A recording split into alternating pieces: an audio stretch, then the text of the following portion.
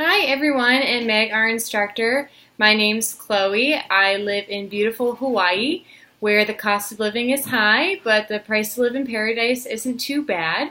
From a small town, growing up in a one-stoplight town in Ohio.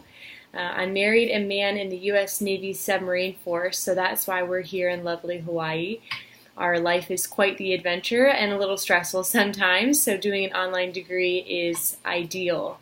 But throughout my career path, I've had what you might call unique. I began my career as a television news producer, then I dipped my toes into PR, and through that all, I came to Hawaii and really wanted to broaden my career perspective, and I've always been interested in the healthcare industry. So I landed a job as a patient experience coordinator at a neurological clinic here in Hawaii.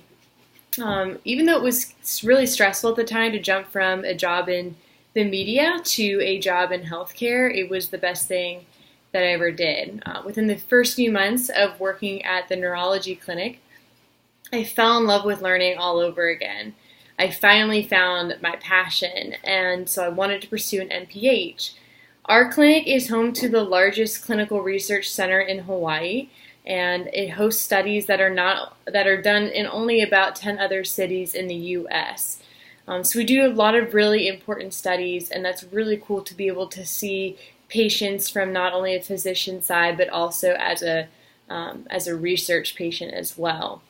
A lot of people, myself included, always think that Hawaii is just a place about surfing and living a low-key life, but it is so much more than that. The opportunities really are endless here in the healthcare industry, and we're making a lot of headway, not only in our clinic, but in also other healthcare organizations here. But it's so much more than that, and every day I interact with patients whose neurological disorders range from Parkinson's to Alzheimer's and epilepsy. And through that, I learn more and more each day, and I am so eager to learn even more, not just about diseases and how to treat them, but also about the entire public health sphere in itself, and all the different facets that go along with it. Throughout my everyday interaction, again, it really just encourages me to keep learning about this field and to become more of an expert rather than just someone who's passively standing by. For our neurological clinic, I also host a television show called Your Brain Matters, where I sit down with doctors and health professionals and just really speak to the tips and discussions that caretakers and patients can have on treating, whether it was health diseases or just ways that people can stay healthy and live a wellness and balanced life, and really promote a way that life can promote longevity and to really encourage that for generations to come. I found that my communications background in this field really go hand in hand, and I'm really anxious to see where that will take me.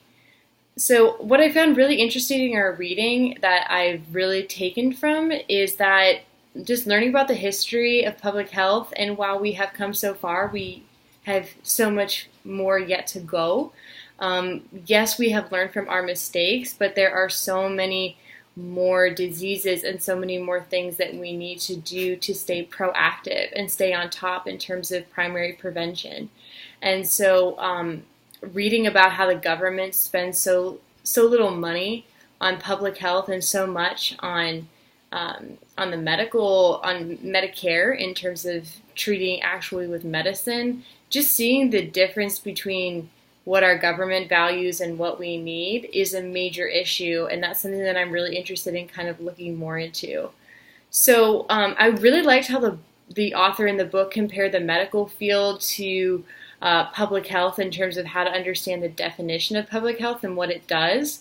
And something that really caught my attention was that they said, it's what the medical field is to patients, the public health professionals, such as all of us, we should see the patients as the community. And that's something that really stuck with me, and that's really going to take me through this course, as just seeing the entire community as something that we need to be able to handle. That it's not just one individual person, and it's not just the current people in the community. It's also for generations to come. And And as our reading has taught us and will continue to teach us, is that, you know, history shows us and tells us that we shouldn't take these things for granted. And I'm really, really excited to learn more about what we can do as a community to really promote the health of those around us, and especially to treat the factors that we don't even see coming. So I'm really encouraged to hear about all of you. I've already heard some people from other videos.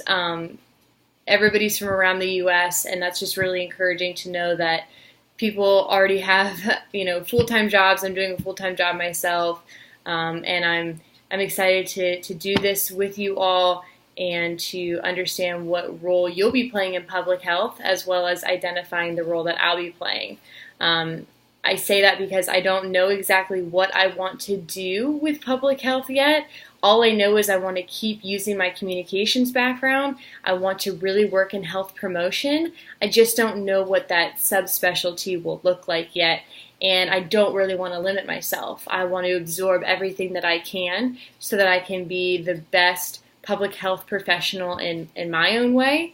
And I'm hoping and praying that that will find me to find my own niche, as so many of you have found your own niche. Looking forward to hearing from all of you, and cheers to the semester ahead.